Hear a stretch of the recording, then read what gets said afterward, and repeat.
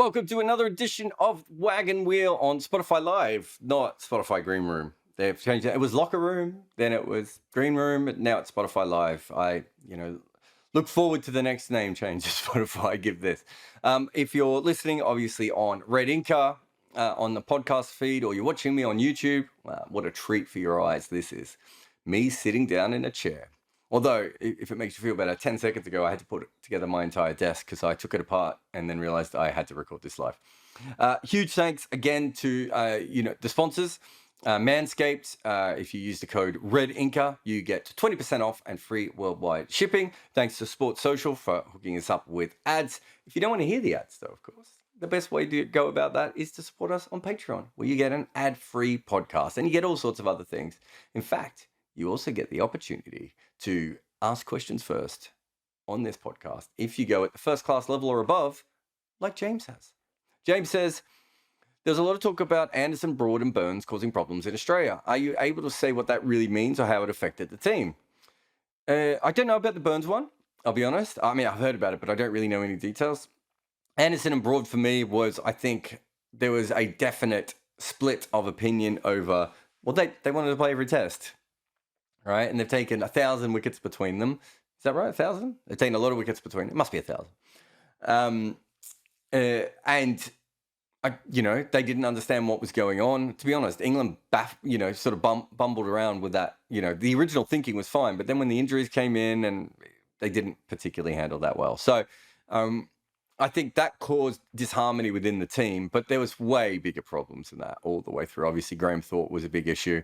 I think there are other issues in the setup of the England team as well. But yeah, I think it essentially came down to grumpiness, voicing their frustration, not everyone being on the same page. But part of that has to come down to, England as well, because they did that.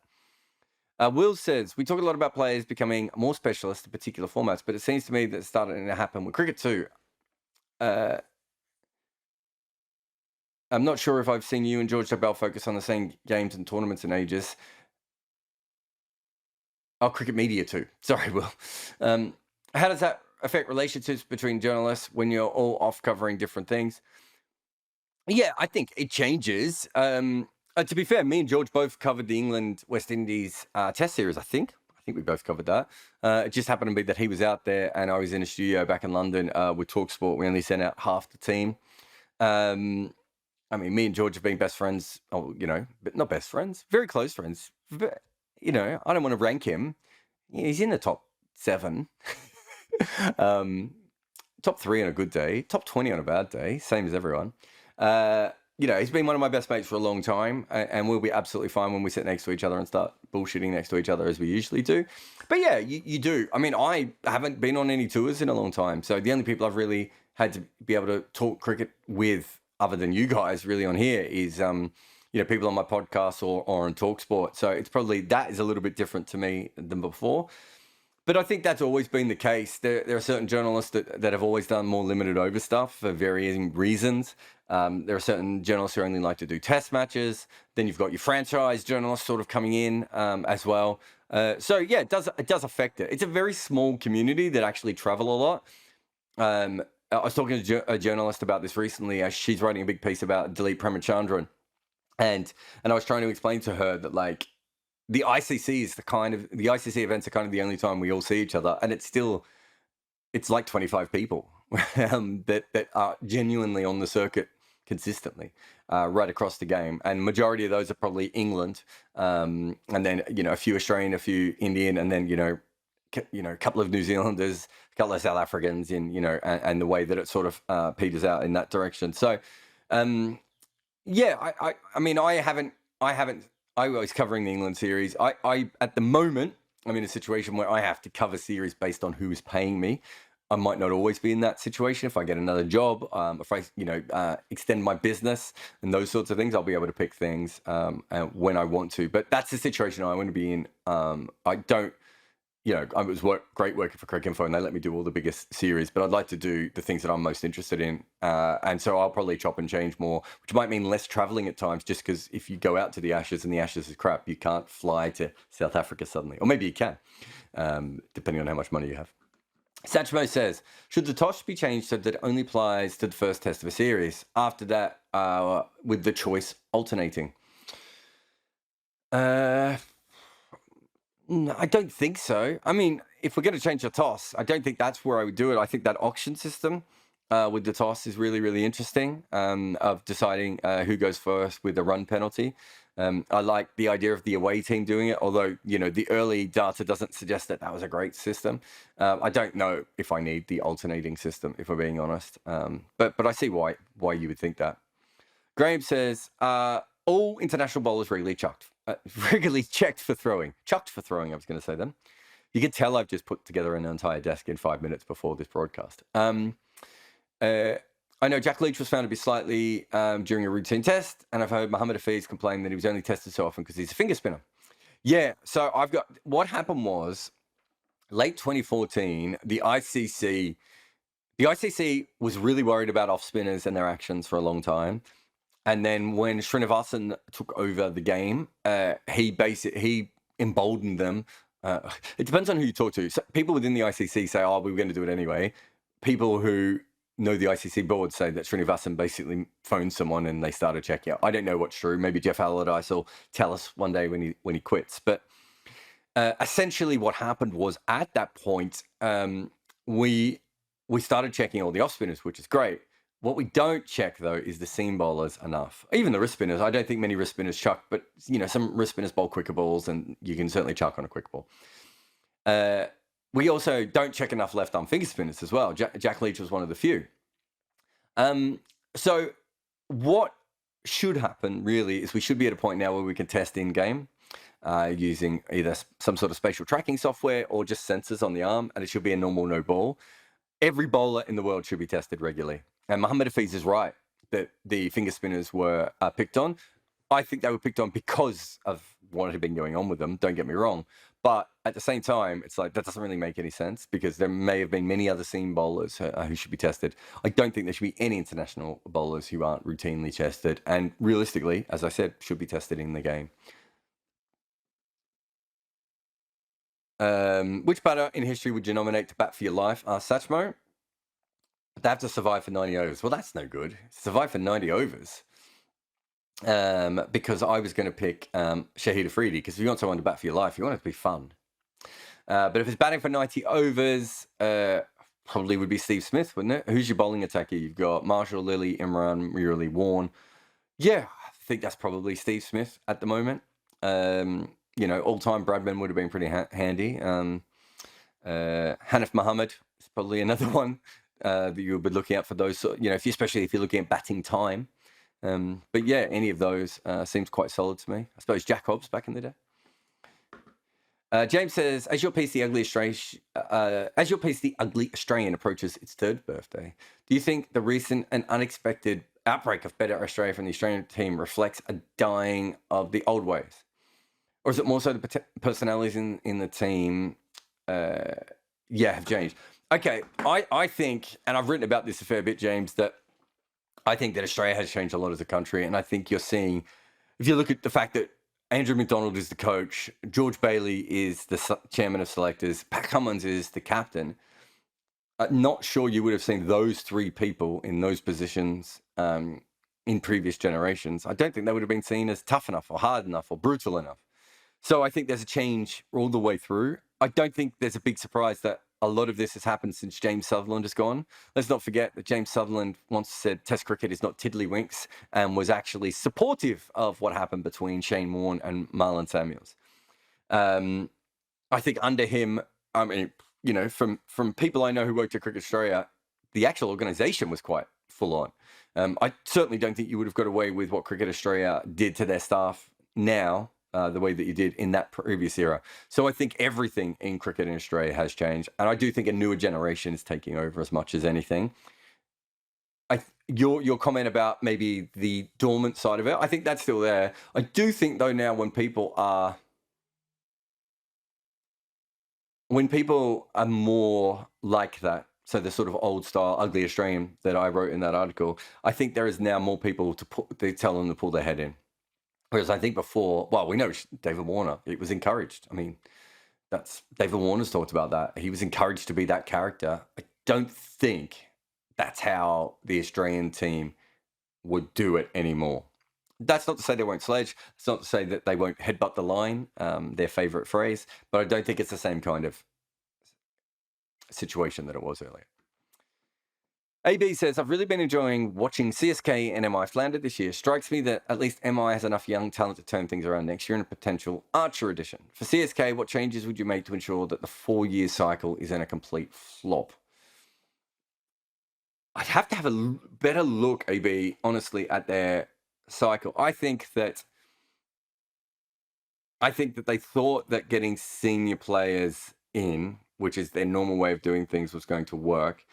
And I think getting senior pros in as a general rule works, but some of their senior pros aren't of the level that they would want. I wonder also with Chennai how much of this is just form. So we look at this and we go, oh, look how bad there is. I can't remember which team it was I was looking at. It might have been Rajasthan, where their main 6 players were in form at the same time. And they were number 1 on my power list. And you look at Chennai's, main 6 players, and they, a good proportion of them are out of form, right? And we start to go, oh, they're a bad team and they're construct. Sometimes it's as simple as that. And over a long season, they will swing back around. I think maybe one of the best examples of this is Kolkata. I think Kolkata made some good moves in the second part of their season. But I also think that a lot of their players just were in better form. And sometimes that swings around. As far as Mumbai goes, I do think, and I could be wrong here, I think Mumbai misread the mega auction this time. And I think what they thought was, what we need to do is keep our major core and then get a bunch of younger players that we can develop up, which makes sense. But I think they misunderstood that the Shivam Dubey, Deepak Hooders, some of these sorts of players who were more 8th, 9th, 10th, 11th, 12th best player before are now your 6th, 7th, 8th best player. And they maybe could have invested in some of those players. But to be fair, those players went for a fortune, so you can see why they didn't. They might have got that wrong. Also, the whole Jofra Archer thing is obviously, you're paying a lot of money to one player to not play him, right? And that's awkward. All right. Christopher says, if substitutes were allowed in 3 formats of the game, how would you like to see them implemented? I would like to see Test cricket have the ability to change your team after each team has played 1 innings. Maybe 3 substitutions at most. Means if you've got any injuries, you can bring someone else in. If you've misread the pitch, you have the ability to bring that in. I don't think the 3 substitutions have to be fixed. It can be from a squad of 15 or 16, 17, 18, whatever you want it to be. But you can only bring 3 players in. 1-day cricket, I haven't thought about it enough, Christopher, if we're being honest. And T20, honestly, I would love it if it was just open season. Got 30 players available. Everyone is a micro specialist. And we're seeing the absolute best bowler for any period of the game going up against the absolute best batter for any period. I don't think we'll ever go that far with T20 cricket, but maybe we will. What did Ashwin say the other day? It's a game for millennials. I'm not sure I am a millennial. I'm not sure really what I am. I'm not sure Ashwin's a millennial, is he? Actually, I read a really good article recently about how all those generation things are basically nonsense anyway. But I think his point is that we are coming at it from a different viewpoint than perhaps people who are older than us. And T20 cricket is certainly for a different generation, and we might change it quite violently. I mean, violently sounds ominous, doesn't it? But drastically, that also sounds ominous. Kennedy says, do you think Test cricket suits better for building narratives than shorter form cricket? And do you think this should be the measurement for players, journalists, and administrators working within cricket to build a more engaging experience for both new and long fans?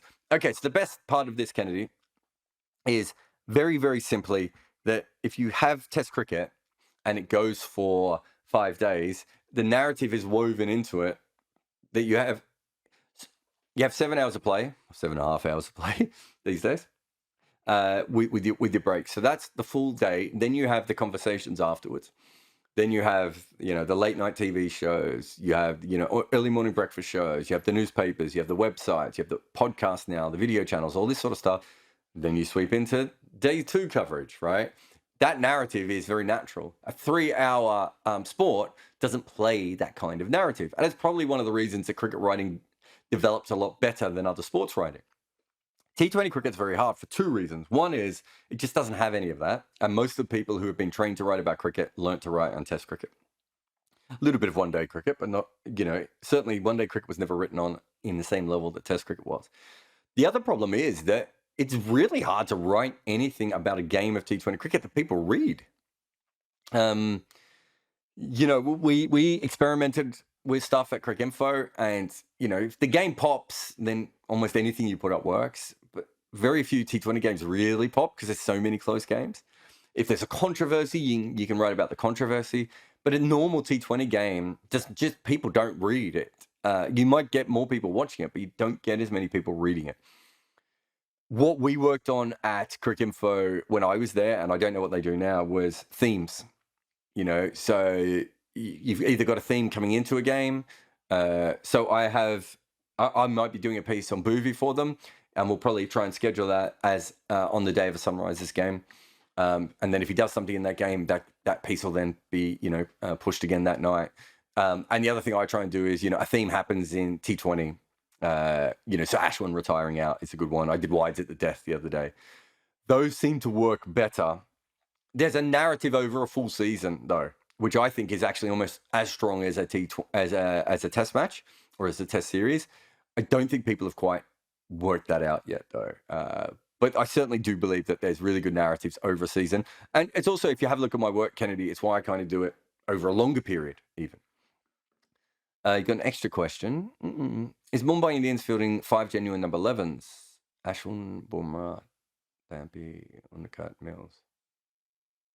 Yeah, that's quite interesting. The other team that's doing similar was Rajasthan, when after they had their auction, reached out to me. And I said, look, I like a lot of what you've done here, but who on earth is going to be scoring for you at the Death if your top order isn't still there, right? You're so reliant on your top 4 or 5 there, isn't it? Yeah, 5. To bat big. And we saw it the other day. They've already had to use Ashwin as a pinch hitter, which you kind of have to do. Mumbai's a very fair point as well. I mean, the strength of Mumbai before was that centre core of the 2 Pandyas and Kyron Pollard. That gave you, when they could all bowl, that gives you between 6 to 10 overs a game. In different variations. Even though that Pollard and Pandya are both right arm seamers, they're very different kinds of right arm seamers. That was a real strength, and they've gone from that to the opposite. Honestly, they had 5 special bowlers the other day and they all got smashed, Kennedy, so I'm not sure if that's the biggest problem at the moment. I do think they might have overinvested in some younger talent. Although you look at that bowling lineup there, Ashwin, Bumrah, Thampi, Unadkat, Mills, they're not particularly young, are they? But maybe I'm more looking at the overall squad there. But I'm not sure that's an ideal lineup. But I have seen teams do it before. But you are very dependent on your top order. You see that more in international cricket, sometimes where teams just can't find genuine all-rounders. We've seen Australia go in with similar lineups to this, maybe not quite as extreme. There's another team that did it too. Was it Pakistan maybe at one stage before they went all in on their all-rounders? Ian is asking about the Paris Khadka podcast. If you haven't heard that, Paris Khadka, absolute titan of associate cricket, but also just a really intelligent, passionate man. Worth going back and listening to that podcast. He says, how far do you think Nepalese cricket could go? The population is about on par with Australia. I don't expect them to reach Australian heights, but with long-term strategy investment, what is the ceiling for them? So Nepalese cricket domestically is probably the strongest domestic cricket we've seen since Bangladesh, maybe. It might even be stronger than Bangladesh in some ways. Obviously not as many people. Just that people in Nepal want to go and watch cricket. They do get good crowds. That does bring government interference at times. They have had problems with their board. I don't know if cricket has swept all of Nepal, but the parts of Nepal that it has swept have certainly gone all in on it. I think you might have a situation a bit like Afghanistan where they're not really known for that many other sports. So cricket is a chance for them to invest in locally. So with that in mind, some things can happen. I just think just think they probably need maybe the sort of golden generation that Ireland or Afghanistan had, and things can move very, very quickly there. But they've certainly, I'd say they've had talented players before. They're producing talented players now, but they didn't make the last World T20 qualifiers.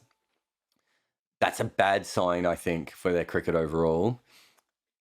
But if you're asking me how far they go, depending on how cricket goes, there's absolutely no reason why they couldn't be a semi-regular team in the World Cup, and why they eventually couldn't be a test team as well, because they have the passion for the game. They clearly have the athletes for the game.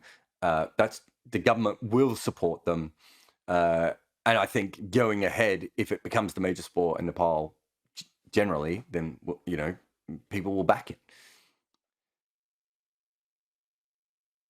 You keep making fun of the idea that Leicestershire or Derbyshire could attract global interest, but isn't that a bit reductive? After all, Leicester City Football Club is probably worth far more than any IPL franchise. I don't think that's true. I don't think Mumbai is worth far more than anything in Leicestershire. Leicestershire has a population that's bigger than the West Indians. Surely it's the quality and presentation of the competition that attracts the audience, not how big the team's nominal catchment area is. No, it's about market. Premier League is a huge market. You could drop in a team from Slough, right? You put enough money into it and have enough success, and people will follow it. They're not following it because it's from Slough. No one overseas knows what Leicestershire is, or knows what Leicester is. In this case, right? Premier League is what they know about, Will, right? You need to make a dynamic product, and you can drop any teams in. The perfect example of that is the Green Bay Packers, right? Green Bay's probably got less people than Leicester, would be my guess. But it's the NFL, and they were very successful. What we're talking about here, though, is I know what teams in Leicester or Leicestershire and Derby, are doing. I know what money they're dealing with. I know what kind of facilities they're dealing with. I know what they're paying their coaches. Mate, I mean, sorry, Will, but come on, right? If you're talking about what can be done, they're a long way away. I've said before, I've got no problem with the, 24 teams playing in county cricket and having 8 teams in each division. I've got no problem with that, but you have to, at a certain point, these teams have to become successful. The reason that these teams aren't successful isn't an accident, right? How many championships have Derbyshire won in county cricket? Leicester just won the Premier League, right? What are we comparing here? Leicester have had some success, and I think that they're doing some interesting thing with young players. The problem is, who are the best 2 young players they've come up with recently? James Taylor and Stuart Broad, who both left. Derbyshire, if you go through the history of Derbyshire cricket, how many England greats have they ever had? Bob Taylor, if you're a big fan of wicket keeping. Mike Hendrick. Well, in 150 years? There's a problem, Will, right? And it feels like you're trying to defend it rather than actually look at how to fix it, right? I make fun of those counties because I know how they're run. I've had chats with them. I've been involved with them. And I've been involved with IPL teams. The difference of level, even Scotland is more professional than some of those smaller counties. Ireland is more professional than a lot of the counties, right? We're talking about here about infrastructure. We're talking about the league in general. We're talking about the fact that the county system was not set up to be a TV product. It was not set up to be a breeding ground for English international cricketers. And those are the 2 things that you need to be successful right now. I don't care if Beckenham has a team or Hastings has a team. That's not the problem. The problem is the way this is currently being run. And it's not accidental that Derbyshire have struggled to make very good players over a very long period of time. All right. Thank you, everyone, for your Patreon questions. Let us get into the questions in the Spotify Live. Ekanth, you there, mate? Yeah, hey. How you doing? How you doing? Oh, good. So my question is on speaking about people and cultures. So this came about because of your podcast about Michael Clark, and one of your articles on Bangladesh's fans. So Hmm. on Clark, you said he had no very few views or something to that effect, and he had an ambition to be a big name. And with Bangladesh, it Hmm. was about Ramiz Raja's comments in the maturity level of fans and how lower ranked teams were portrayed. So hope that gives you a reminder, sort of. But Hmm. I read a piece a little while ago. It was very self-aware, but it was like a commentary on a famous cricketer, and he was villainized because of his political views and kind of his big name thing. And he actually did a cultural analysis type of thing for this player. And he even talked about how people need father figures or something like that, and try to connect it all together. So that was, I don't know, that made me get a lot of mixed feelings. So, as individuals, you don't necessarily have a quality control or a quality assessment thing to the thinking process. And it's kind of each to their own, but you have an intrinsic interest to these topics.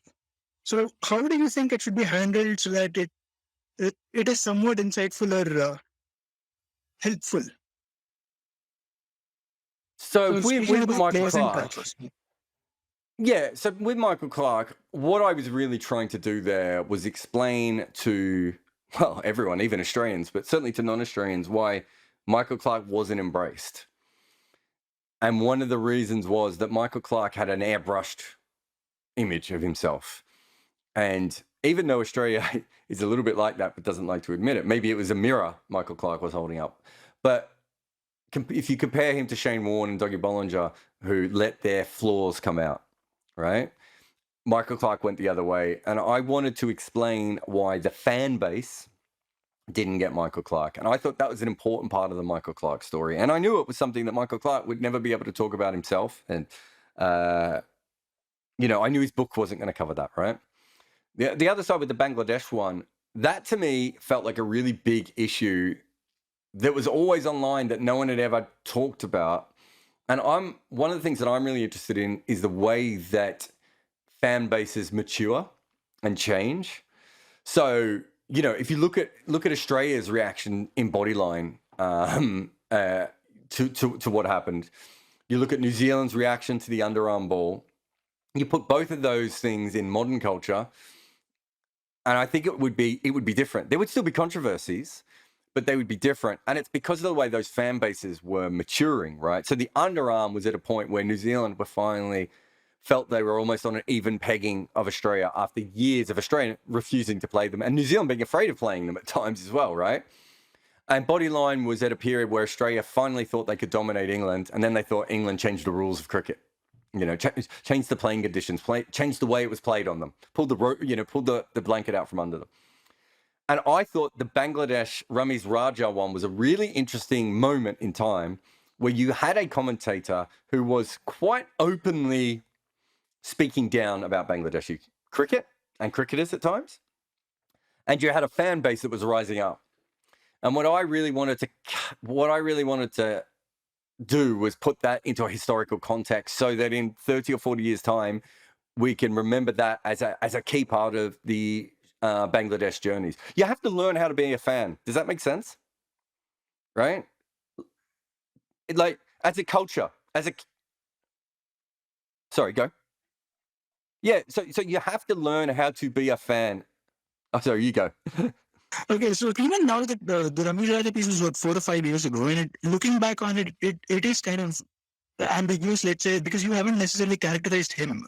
You still try to analyze what he said and what his feelings were, and to some extent, try to make sense of it at least. If not, if rationalizing is the wrong word to use. So I don't yeah, need Ramiz Raja isn't the important. Yeah, Ramiz Raja isn't the important part of that. Ramiz Raja's no one, right? I know he's gone on to be someone. Ramiz Raja's a random commentator. What I was trying to look at historically was what was happening within Bangladesh cricket fans. That they were finding their voice, that they felt like they could question a Pakistani cricketer who's commentating for the ICC. That they felt that someone needed to take up their arms, that someone needed to say that. That's what I'm doing. But you're wrong that I was ambiguous about Ramesh Raja. I let his own words do it. He basically said that they needed to grow up. I let him be the idiot in that particular moment, right? But the piece is not about him. I don't care about Ramesh Raja, right? The piece is about Bangladesh cricket. You have to. It's really important that people learn how to be fans, and that develops and changes over time. Different fan bases become different. They start in one area, they go somewhere else. Like the Australian cricket fan was always more aggressive, but then it got uber aggressive through the 80s and 90s, and now it's got quite placid. It's changed. So fan bases change, your team changes, your population changes, your community changes. The way the sport is viewed is changed. So in Bangladesh, before, there was almost a we're happy to be there element to Bangladesh cricket, right? We can't believe we're here. We were probably promoted almost accidentally. It could have been us. It could have been Scotland. We got promoted on the back of a game against Pakistan. And now we're losing all the time, but we're happy to be here. And then they're like, we can actually win. And we're going to win a little bit. And we've made the quarterfinals of a World Cup, and we deserve more respect. And we certainly deserve more respect from what they saw as a major figure and what I see as a minor figure, Ramesh Raja. And that is an important moment in Bangladesh cricket history for me, fan history, right? Where and you saw it come through in a more fractured way when the MS Dhoni, when Mustafiza came through, and that the severed heads and of the cutters and all that sort of stuff that they did. But then you see it come through with the Ramesh Raja stuff, where a lot of what they were saying was fair. In fact, I went into that thinking Ramesh Raja was going, yeah, I think they've just misconstrued what I've said. And instead he said the opposite. You go, they need to grow up. They need to mature as a fan base or whatever he said, which is true of all fan bases. But it was a silly thing to say when you've just been told that you're talking down to them. But essentially that is what we were trying to do that was what I was trying to do in that piece. But those things are really important. Why Michael Clarke for the first 70% of his career wasn't accepted in Australia, and why Bangladesh is developing those are important narratives. That's why I follow them. Right. So you've talked about how you express them, and then there's the other side to it is on how you perceive them and how your own experiences with them as players, teams, cultures, societies, whatever. So how do you kind of review that and make sense is probably not a thing, but yeah, how do you review that and put things into perspective? I suppose when you're looking at those sorts of issues, you're looking at the society itself. Where is that nation at the moment? So in Australia's case for Michael Clarke was perhaps the face of Australia before Australia was ready to admit that Michael Clarke was the face of Australia. We still wanted it to be Leighton Hewitt and Steve Waugh and those sorts of figures, although Leighton Hewitt probably went a bit sour, but or a Pat Rafter type of person. And then we had, a brand come through like Michael Clarke. So you're putting that there. And with Bangladesh, it's a similar thing of, I've studied fan culture and the history of cricket nations, from Australia all the way through to, I suppose you could almost put Nepal as the last one that I've started, paying close attention to, but Scotland, Ireland, Afghanistan, all those ones. You start to see patterns, and you start to see the point where they go from happy to be there to furious at any infraction. And I suppose one of the best ones was, the Sri Lanka one with Murali, right? Like, all things considered, Murali probably did have an illegal action, and probably not consistently. I think we know, but through Murali, we learn a lot more about actions, and he probably changed the game for the better. Certainly the way that we treated throwers. But there were certainly deliverers he bowled that he went over 15 degrees. I don't think there's any doubt of that, that happened. And if we had general sensors on him, that would have been fine. He would have been called for a no ball every now and again, and we would have all moved on. But we weren't ready for any of that. But if you look at the reaction to that, you can certainly see that was Sri Lanka finding their voice, right? Sri Lankan fans, Sri Lankan cricket, Sri Lanka's captain standing up and going, no, we're going to do this. We're going to fight back here. And, you see those sorts of moments happen all the way through cricket. And, they all come in different ways and shapes and forms. But it's a really common pattern. It's a really, really common pattern. You can go back to Fred Spofforth charging into the change room and abusing WG Grace, right?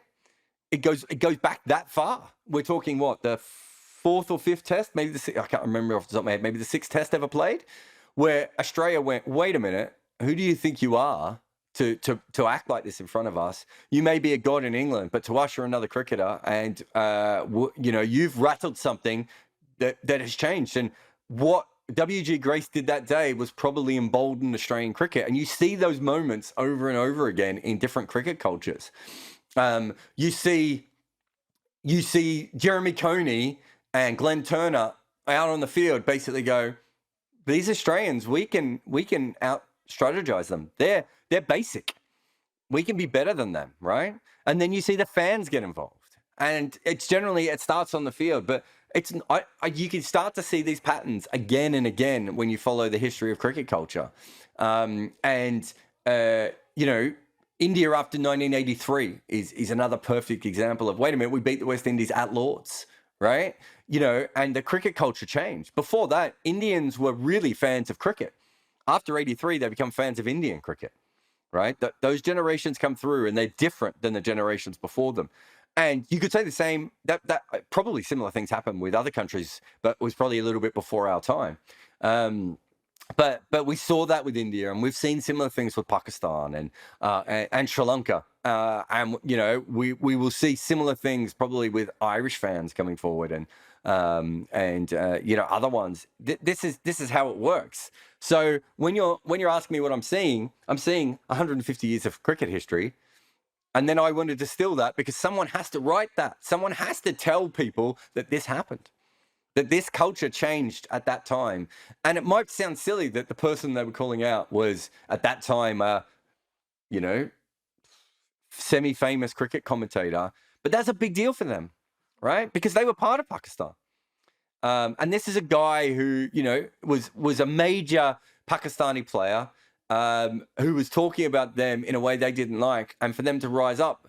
But really, the real story is that they were willing to call people out in general. It doesn't matter if it's Ramiz Raja or, anyone, right? Those are the sorts of things that I think should be chronicled. Thanks for your question, mate. Cheers. Oh, he's gone.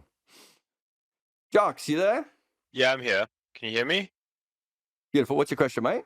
Yeah, gotcha. Yes. So I had a question about Night Watchmen. So I love I love seeing a Night Watchman come out to bat, and I think it's an incredibly cricket kind of phenomena to send out like a useless batsman to protect like better batsmen. But for me, it doesn't really make sense in the modern game. Like I don't quite understand why a good frontline batsman shouldn't just be able to see out like 20 minutes or 15 minutes at the end of a day. So I was wondering if you knew at all like where it came from and like what the tactical value of it was and why it is that teams still do it, or is it like a weird cricket hangover thing? I can tell you where it came from. It came from rich amateurs in England not wanting to lose their wicket at the end of the day. Send out a professional bowler to do your job for you, right? I mean, that's literally what it is. It's a terrible classist nonsense. And it makes no sense to me in the modern game that you'd send out someone who is, well, not a batsman to try and see out 20 minutes with a new ball after you've lost a wicket or something. Yeah. Like, surely the batter is best placed to do that. So I was like, why do teams still do it then? I think it is a hangover. I think that there is a small tactical advantage to it if you have someone who's good at it, right? So if you have someone like Jason Gillespie or Jack Leach or someone whose batting is probably not particularly handy to you in any other position, right? If that makes sense. I know occasionally tailenders can be quite handy, but as a general rule, if they're going to bat at 10 or 11, you're not going to get much out of them other than a bit of a hang around. And if you think that on average they should be able to face, I don't know, 10 to 20 balls, you're probably getting a bonus out of them in that particular situation. Where it falls down is that if the conditions are bad, then it's going to be much harder for a tail ender, right? And my memory, and I could be wrong with this, mate, but my memory is that before breaks is actually the hardest time to get a wicket. And I can't remember if that holds up at the end of the day's play as well, but it certainly holds up before lunch and before tea. At the end of the day's play might be slightly different, but you could if you're going to use them at the end of the day's play, wouldn't you also then use them before lunch or tea? Is that not also that similar dangerous spot? Yeah, and I don't know, what I always find really weird is that they make it through to the end of the day, and then you have this like really paradoxical situation in the morning where you basically have a batsman that the batting team doesn't especially want there, and the bowling team rarely doesn't want there, and it's like, why why on day 3 of like on a sunny flat track or something is there a specialist number 10 like batsman here chewing up time and chewing up balls. I think if it was used, like 25% of the time, right? Rather than, I think, and I don't know how often it is used, but if it was used 25% of the time, for that to me would be tactical, right? And then we would be looking at teams making very clear decisions based on the situation, the batters that they have in their team, the tail that they have, maybe what the state of the ball is. Because, there might be situations in certain parts of the world where it's like, if we can get through the next 10 or 15 overs of this ball and with someone who just doesn't have a backlift, everyone else will be able to cash in. That's a good tactical move. Doing it, the players, especially the batters who do it automatically, for me, if I was an analyst for a first-class team, and I've never done it, so I've never been in this situation, but if I was an analyst for a first-class team, I think I'd be having a lot of chats with the captain and the coach about why this particular player thinks he needs a human shield every time, every time things are going wrong. Yeah. Just following up from that, actually, I was wondering what you thought maybe about reversed batting orders. So it's something that came up kind of tongue-in-cheek on the commentary of the England-West Indies tests, where, like, particularly in Grenada, where it seemed to be like really difficult up front and then really flatten out as the day went on. And I think Gower mentioned on the commentary, they should reverse the batting order and send Leach and Wokes out to open and have Root, Stokes, etc., come in between like 6 and 10, basically. And I was wondering if you thought, like, if that is just a tongue-in-cheek joke, or do you think it's something that could work on certain surfaces at certain times? Yeah, I think that particular which pitch was that? I'm trying to remember. It was the Grenada pitch, the last test. Yeah, so that particular surface. Is that the one Jack Leach made the runs on? Yeah, Jack Leach and Mahmood did in the first inning. Yeah, so that particular surface, my memory was him and Kemar Roach made runs, and neither of them have very big backlifts. And I had a theory that it was probably a pitch that you could dead bat on, right? Which I know part of the reason was that they didn't face the new ball. I would have had no problem with Jack Leach opening up with one of the England openers in that case. Probably Lee's, and seeing if they could get through 15 or 20 overs, because I can't remember when the pitch started evening out, but it was between the 25 and 35 over mark, where that pitch was so weird. The new ball did a little bit, then it would die off, then it would get tough, and then it completely died. It's like the ball just completely acted weird. But if you could get through that new ball bit and then have Zach Crawley and Joe Root and who's batting 3 in that series? That's a very good question. Lawrence? Root was batting 3. Oh, Root was 3, so Lawrence was 4, wasn't he? Yeah. So if you have Crawley, Root, and Lawrence coming in between the 20th and the 40th over, and you could have also thrown Ben Folkes up as well. So you could have opened with Leach, had Lees open with him, have Folkes or Wokes come in at 3 to try and get to that period and then you've got set batters when it gets a little bit more difficult. And then as it eases off, you've maybe got Root and everyone else coming in, 6, 7, 8, 9. You probably don't want them coming in as late as 10 or anything like that. So I wouldn't want to. That's why I wouldn't want to send too many people up. But that particular pitch, from a tactical point of view, I'd be shocked if the England analyst didn't suggest something like that. Absolutely shocked. It would have been huge for England to try it. I don't think there are that many pitches where you see that sort of stuff, but you do sometimes see pitches like that where I think the absolute best thing you could do now would be to send out someone who's just going to dead bat the ball for 10 or 15 overs. Or, you sometimes see it in England where that period between the 15th and the 30th over where it's hooping around everywhere and you want to send out a tail ender with soft hands. I don't, if it's that specific role and they might fail, because the thing is, it's very easy for Jack Leach to come in the 60th over when the pitch is already flat and bat, right? And that's the big thing with Chris Wokes, the old Ben Jones column about Chris Wokes batting at first drop. Okay, so there's two things that Chris Wokes is going to have to deal with in that situation, right? The first thing he's going to have to deal with is that the ball is going to be pinging around everywhere, and he's not used to that. That's going to bring his average down. If he averages 30 in Test cricket, he's going to average less if he bats at first drop or reopens. The second thing is that when he usually comes in, the bowlers are tired, and the ball's softer, so it's harder to bounce him out. You've got to factor in all those things when you send those guys up the order. That doesn't mean particularly that those sorts of players can't work on occasion. Yeah. I saw in your pinch hitters video you were talking about a lot of the time when bowlers are promoted up the order to do a specific job, they, even subconsciously start to think like batsmen and therefore get out or chew up balls.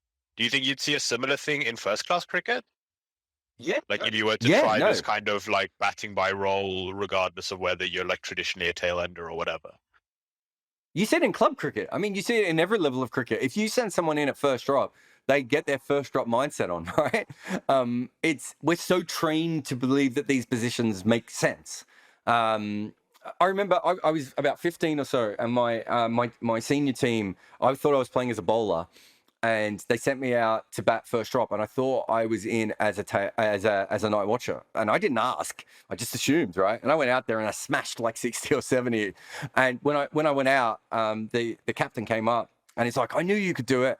And I went, "Well, you sent me up as a night watcher." And he's like, "No." And I went, If I'd known I was actually batting as number 3, I wouldn't have gone out there and batted like that. I would never have batted like that. Like I was dancing down the wicket, like a madman, and hooking every short ball. And I think there is that part of it. And that's where I would have focused more on Jack Leach, only because Jack Leach almost doesn't have the ability to bat like an opener or a first drop, right?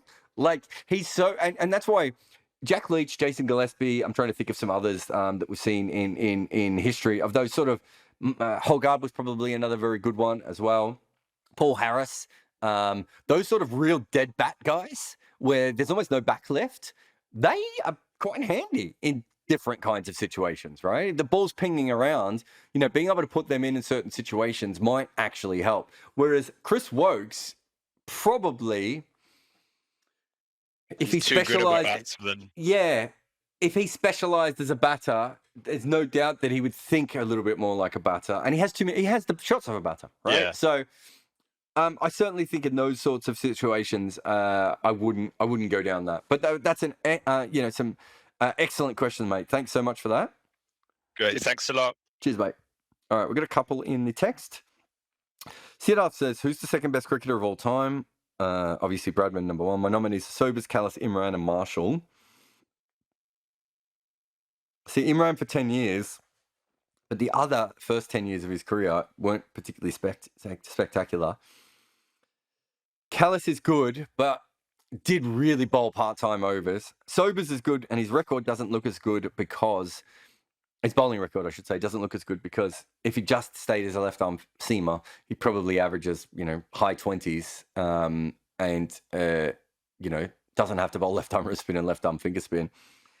I'd probably disregard Marshall just because, as good as he is, I think other bowlers have been on a similar level to him. Like if you look at Imran's record, it's not that dissimilar to Marshall's, and averaged over 30 with the bat. I probably think it's Imran Khan in my heart of hearts. But the flexibility that Sobers gave you, and the fact that he was a frontline batter and bowler his entire career, but then he averages 35. Oh, it's so tough. It's so tough. Yeah, I think if you pin me down to it, I'm gonna just go Sobers over Imran. With Callis obviously not that far behind either, but I'm just going to go Sobers just because he was such an all-rounder that he gave you the ability to bat, bowl, and field in so many different ways. We've never really had another cricketer like that, and I don't think we ever will, who can consistently do that. Obviously, we've had players like Tony Greig who can do a little bit of both, and but Tony Greig wasn't the athlete and wasn't the top order player, or the destructive force that Sobers was with the bat, and more of a good fifth bowling option rather than a frontline bowler the way that Sobers was. But it's just the all round ability of Sobers is so dynamic that I'm willing to forgive the fact that he probably averaged high 30s when he bowled his spin. And if he wasn't, it's one of those things. He was so talented that he could probably average high 30s when he bowled his spin, which actually tells you again what a phenomenal player he was, being that was probably his fourth best skill in cricket behind fielding and batting and bowling and bowling seam. All right, Johnny says, would an all-time all-rounders 11 beat an all-time specialists, and would it differ in different formats? I expect the all-rounders would win in T20, the specialists might win in test matches. So who have we got? Who opens the batting for the all-time all-rounders 11? Is it Vinu Mankad and Shane Watson? Who bats 3? Sobers. Okay, that's not too bad. Callis and Sobers at 3 and 4. Keith Miller at 5. Imran Khan at... So many bowling options in that team. So you can have Sobers, Imran Khan, Kapil Dev, Ian Botham, Aubrey Faulkner, Richie Beno, maybe. I'm trying to think of another better spinning all-rounder. Ravi Jadeja.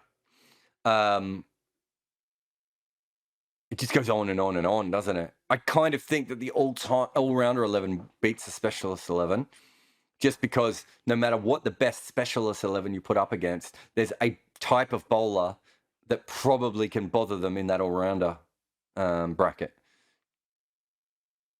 The openers is the only one I'd have to think about. There's probably better opening all-rounders that I can't think of. Bob Simpson could bowl a bit of leg spin, couldn't he? I'm not sure you'd say he's an opener. But that's probably the only weakness I can see in that team. But you're batting down to a number 11. So who's the worst number 11 that we could put in? Hadley? Pretty good team, isn't it? Geez, you guys are going nuts on this. But yeah, on T20 and one-day cricket, I think the all-rounders would probably have an edge, but I think the all-rounders could win altogether. But it'd be a pretty close game. It might be the sort of thing you might have to simulate. It's not particularly easy to organise 11 bowlers, although they'd all be fresh. That one's going to stick in my head for a while, Johnny. Adia says, why aren't Mumbai scoring runs? Did Sam's paid price for their weak batting? Well, they don't have many batters. But I honestly believe it's more of a form thing. I've said that before. I'd be shocked if they don't make runs all the way through. But it is a shallow batting lineup, and we've seen them, Rajasthan, very shallow batting. We see Punjab with very shallow bowling. We're seeing some bowling and batting lineups that are a bit more stretched. Part of that is just because there's more teams and they're a little bit weaker, and we've gone away from the super IPL strength of 8 teams. And so teams have stretched out, and perhaps, Mumbai paying all that money for Jofra Archer hasn't helped them. They don't seem to believe in their fourth overseas player, for instance. That's a huge problem, I think, at the moment. Ross English has said Wilfred Road opens for the all-rounders 11. Yeah, he's right. Maybe Ravi Shastri as well. So there's probably a couple of guys there. Whether Shastri's bowling probably quite lines up for it, but yeah, and you still got Shane Watson as well, and Bob Simpson and Vinu Mankad, although his batting's maybe a bit weak for opening in that sort of a team. But that's it. That's all the questions we have for today. IPL starting. So huge thanks to everyone for coming on as usual. Remember, you can support us on Spotify. Support us on Patreon. That's the place to support us. The more support, we're really getting quite close to moving to a third podcast a week. We're just trying to pick up some more advertising and some more Patreon. But we've been getting great Patreon support of recent times. And remember, you can ask questions at the start of this chat. And, just a huge shout out to Manscaped. 20% off if you use the code REDINKA, all one word. And you can get your Lawnmower 4.0 and all the other cool manscaping products to scape your manhood. Huge shout out also to Bodyline T-shirts for their T-shirts and everyone on Patreon, and also those people who use Buy Me a Coffee as well. Honestly, when it comes to the this podcast and the YouTube channel and the email, all the different things I have, it's great if you can support us with money, but the more times you share the content, the better it is for us. The more people who subscribe allows us to get more people. We can get better guests in. We can improve the technology, get better production. All these sorts of things help. For instance, the reason I was disassembling my desk today is because I was about to reassemble my new desk, which is paid for essentially by the Patreon supporters. So huge shout out to everyone. Let's go watch this IPL game. I've got to find my iPad actually and set that up while I set up my new desk. But just a huge shout out to everyone. Thanks for coming on to the Spotify Lives. And just thank you all for coming on, for listening and for sharing and for everything else. But for me, it's bye, and I'll talk to you next time.